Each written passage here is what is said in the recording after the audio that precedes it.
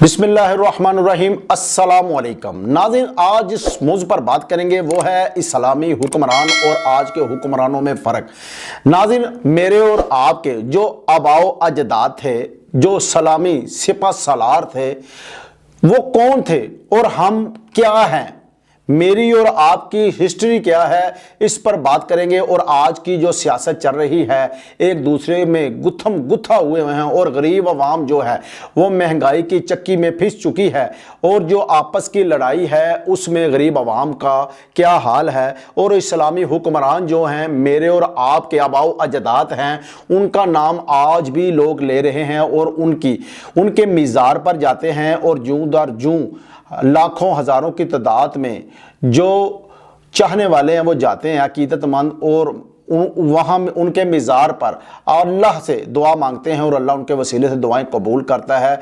और आज के जो सियासतदान हैं उनका कोई नाम लेना भी पसंद नहीं करता। वो क्यों? मैं इस्लामी हुक्मरान जो हैं वो 3 से 4 उनकी बात करूँगा और आज के सियासतदान के बारे में बात करूँगा। और नाज़रीन, आपको बताऊँ, ये मुकम्मल तहकीकात के मुताबिक मुकम्मल तफसीलात आपको बताऊंगा और मैंने खुद मुतालिया किया होता है। नाज़रीन, आते हैं इस्लामी हुक्मरान की तरफ। सबसे पहले मेरे और आपके प्यारे नबी हज़रत मोहम्मद सल्लल्लाहु अलैहि वसल्लम, जो नबी करीम सल्लल्लाहु अलैहि वसल्लम ने जब अपना दीन इस्लाम, आपने 40 साल की उम्र मुबारक के बाद जब दीन इस्लाम की शुरुआत की, तबलीग की, नबी करीम सल्लल्लाहु अलैहि वसल्लम ने अपना मौइज़ा कुफ़ार मक्का के सामने कोई पेश नहीं किया, अपना किरदार मुबारक पेश किया। नबी पाक सल्लल्लाहु अलैहि वसल्लम एक पहाड़ पर नाज़रीन खड़े हो जाते हैं और पहाड़ के नीचे दो थे वो कुफ़ार मक्का मौजूद थे। नबी पाक सल्लल्लाहु अलैहि वसल्लम ने फरमाया, ए मक्के वालों, अगर मैं तुम्हें कहूँ कि इस पहाड़ की दूसरी तरफ से एक फ़ौज तुम पर हमला करने वाली है तो क्या तुम मान जाओगे? तो जो कुफारे मक्का थे उन्होंने कहा, बेशक ए मोहम्मद सल्लल्लाहु अलैहि वसल्लम, हम बिलाशुबा मान लेंगे। आपने फरमाया, क्यों?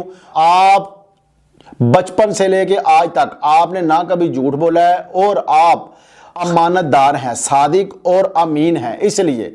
तो नबी पाक सल्लल्लाहु अलैहि वसल्लम ने अपना किरदार मुबारक पेश किया और आपने फरमाया कि कुलू ला इलाहा इल्लल्लाहु मुहम्मदुर रसूलुल्लाह, मेरा कलमा शरीफ पढ़ो। तो उन्होंने आप सल्लल्लाहु अलैहि वसल्लम के दुश्मन हो गए। तो आपने अपना किरदार मुबारक नाज़रीन पेश किया था आप सल्लल्लाहु अलैहि वसल्लम ने, और ऐसा इस्लामी कानून फिर मेरे आका, मेरे और आपके प्यारे आका ने नाफिज फरमाया। पूरी दुनिया जो थी वो फिर मानी। और आज तक भी आपको पता है कि इंग्लैंड के अंदर जो उमर लॉ है वही चल रहा है, और उमर लॉ क्या है? मोहम्मद मुस्तफ़ा सल्लल्लाहु अलैहि वसल्लम का कानून।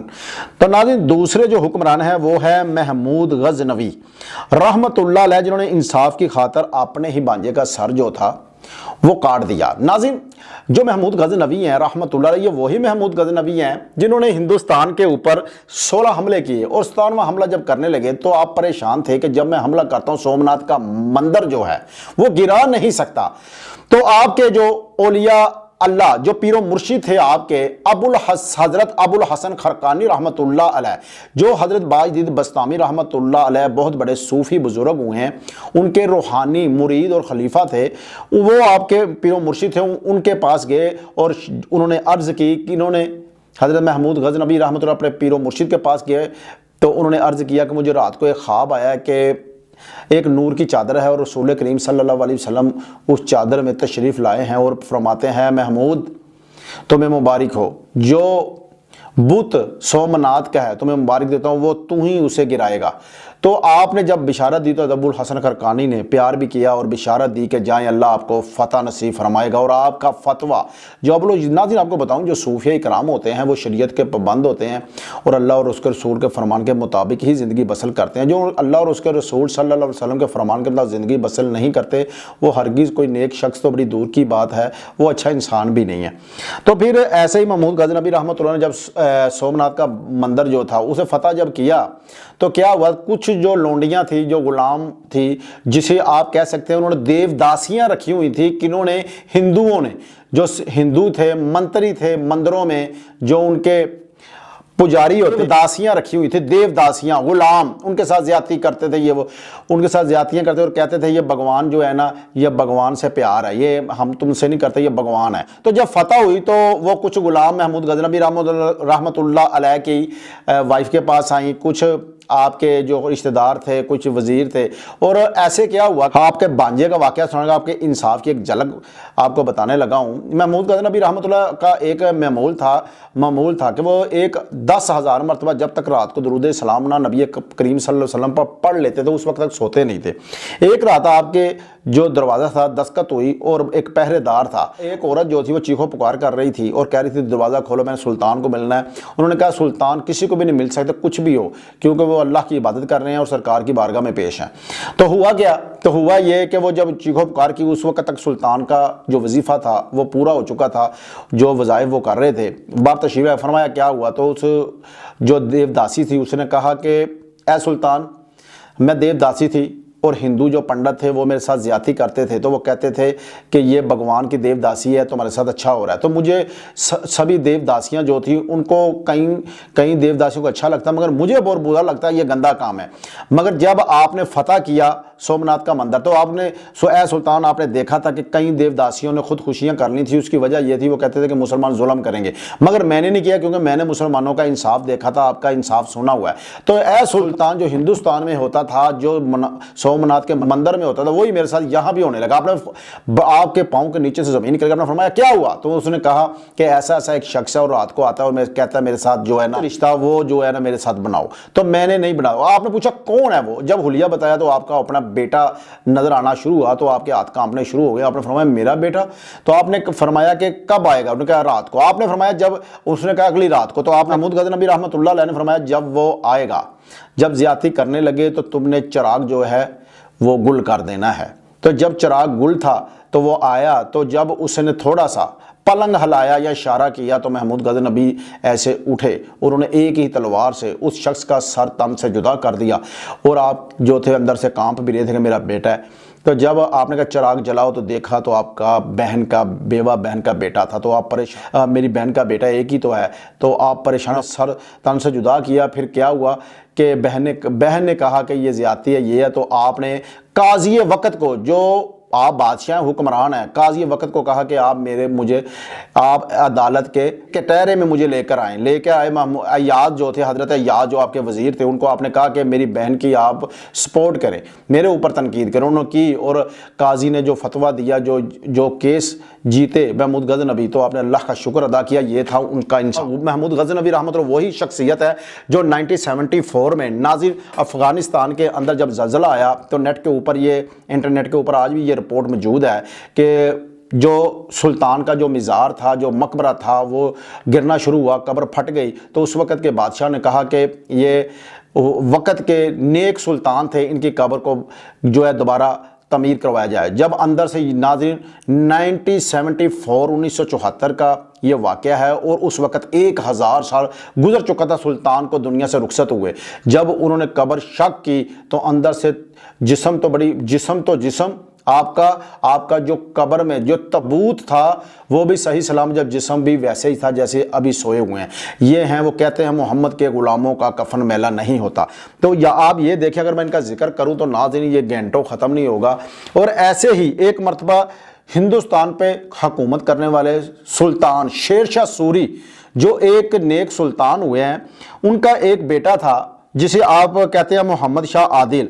वो हाथी पर सवार होकर आगरा की गलियों में सैल कर रहा था। क्या हुआ कि जब उसने आगरा की गलियों में गया, तो देखा कि एक जो ताजर था, उसकी एक बीवी खूबसूरत, वो नहा रही थी। जब हाथी के ऊपर सवार था, तो वो उसे देखकर गुम हो गया। और उसने क्या किया, एक पान, जो पान खाते हैं, वो उसकी तरफ फेंका।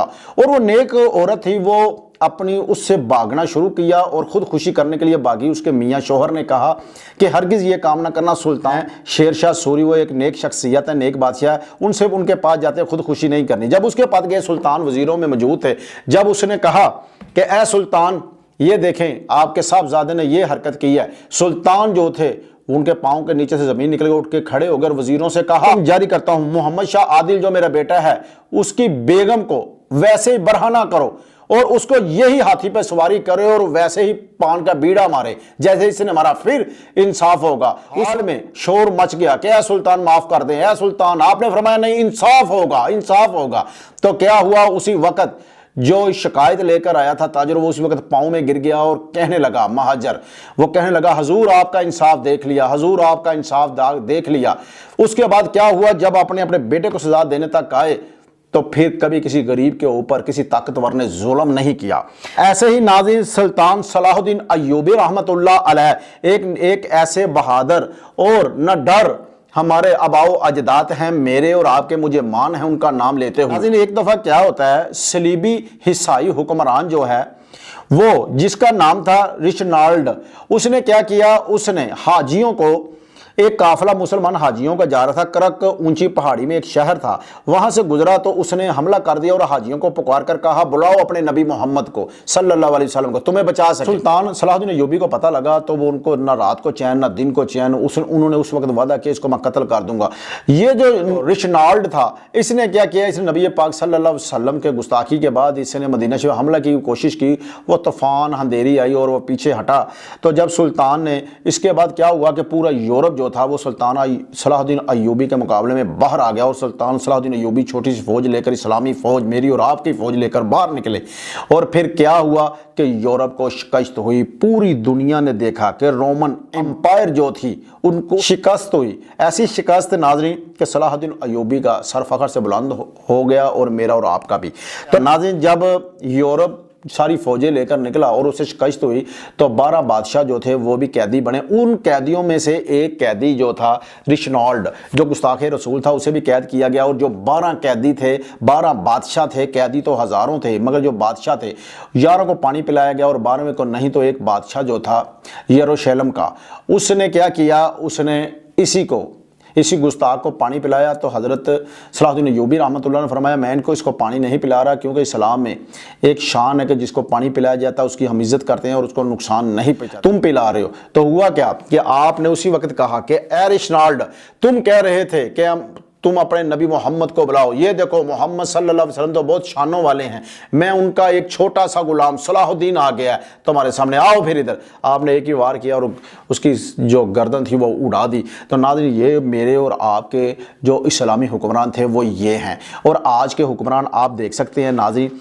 जिसको भी आप ले लें, आप आसफ अली जरदारी साहब देख सकते हैं, मियाँ नवाज शरीफ साहब देख सकते हैं, शहबाज शरीफ साहब देख सकते हैं, कोई भी, मैं गैर सियासी ये गुफ्तगू कर रहा हूं, किसी को ऊपर तनकीद नहीं है, मगर हमें होश के नाहू लेने चाहिए कि हम कैसी आप, मुझे कहने की ज़रूरत नहीं है कि किसने कितनी करप्शन की है, कितने केस हैं उनके ऊपर और कितनी उन्होंने बाहर के जो ममालिक हैं वहाँ पर प्रॉपर्टियाँ बनाई, कौन कौन सी औरतों से निकाह बगैर समझे कि किसी से छुड़वा कर, कोई DPO है, कोई SP, उनकी वाइफ को ऐसे किया, ये क्या है, बाहर कोई मनी लॉन्ड्रिंग करते हैं, कैसी करप्शन की है।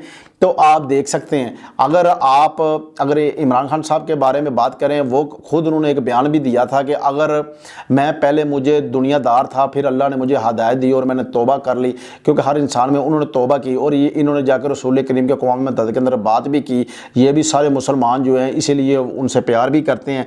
तो नाज़रीन मैं आपको ये बताऊँ, आप देखें कि PDM है, मियाँ नवाज शरीफ साहब है, मुस्लिम नून, पीपल्स पार्टी है, आसफ अली जरदारी, JUI है, मौलाना फजल रहमान साहब, कोई भी सियासी जमातें हैं, उनको कितने साल हो चुके हैं, तो इतना अरूज नहीं मिला, मकबूल पार्टी नहीं बनी।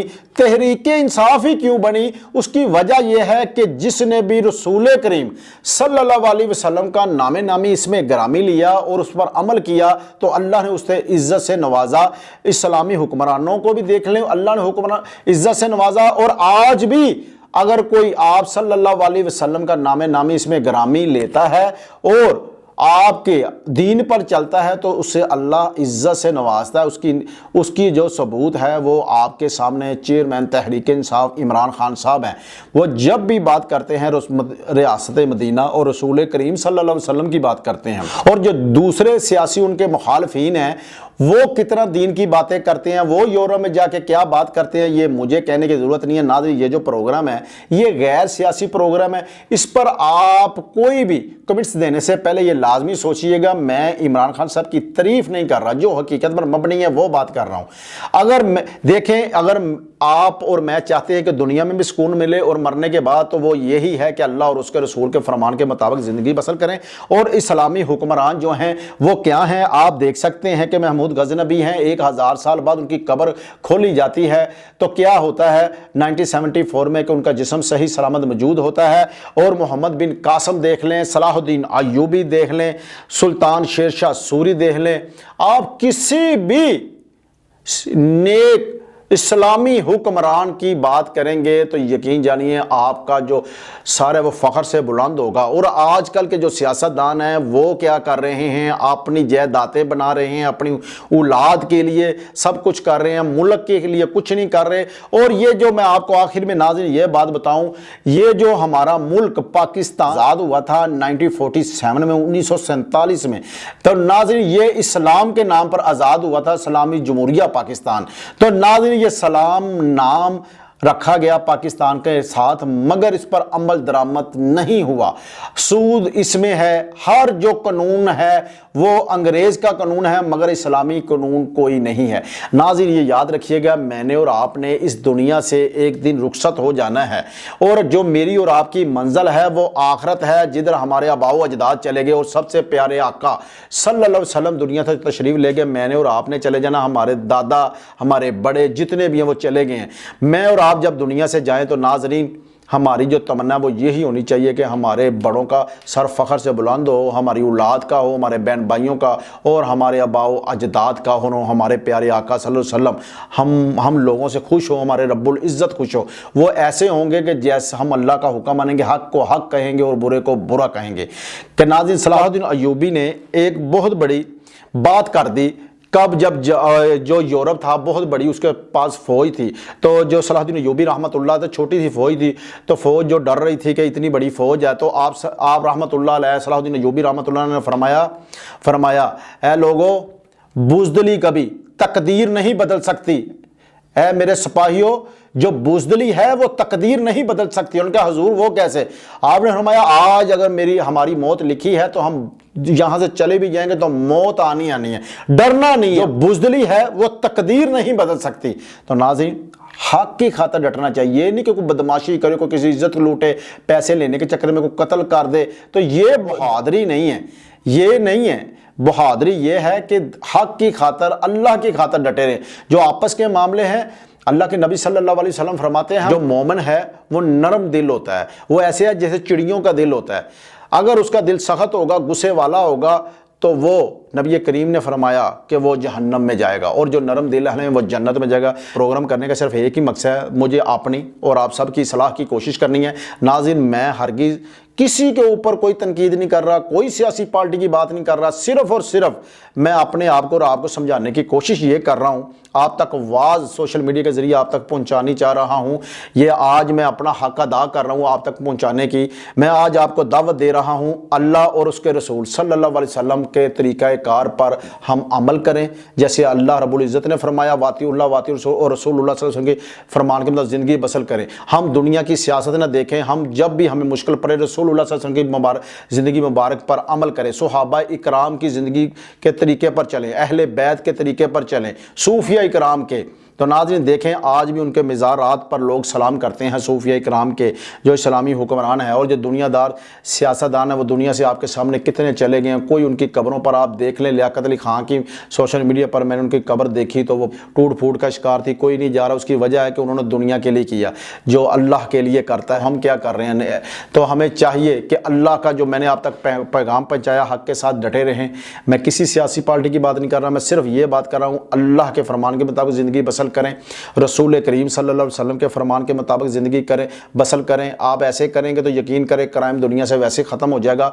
और पहले लोग जो थे गैर मुस्लिम थे मुसलमानों का किरदार देखकर कलमा पढ़ लेते थे। और ये जो नबी पाक सल्लल्लाहु अलैहि वसल्लम ने किरदार मुबारक दिखाया तो हज़ारों लाखों ने कलमा पढ़ा उसकी, इसीलिए सूफ़ी किराम को देख के, सहाबा अहले बैत को देख के गैर मुस्लिम ने कलमा पढ़ा।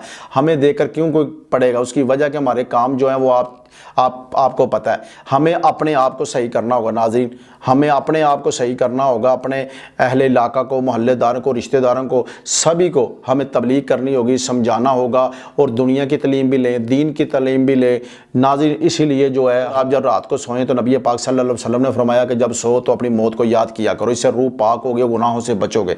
तो हमें जब भी सोएं तो नाज़रीन अपने दिल में देखें कि एक दिन मैंने दुनिया से चले जाना है और मेरा कोई भी अल्लाह के सिवा कोई मेरा सहारा नहीं होना और अच्छे अमल काम आने हैं। वो इसलिए तो नाज़रीन फरमाते हैं ना, एक सूफ़ी शायर है मियाँ मोहम्मद बख्श रहमतुल्लाह अलैह, और आप फरमाते हैं ना, जान दीवार डरौना बने आए ते हाथ नहीं लांदे डर दे, ओ जिन्ना दी खातर तू पाप कमाए ते किथे नी अज कर दे। इसी के साथ अपने मेज़बान शहबाज असलम भट्टी को इजाज़त दीजिए। अल्लाह हाफिज़।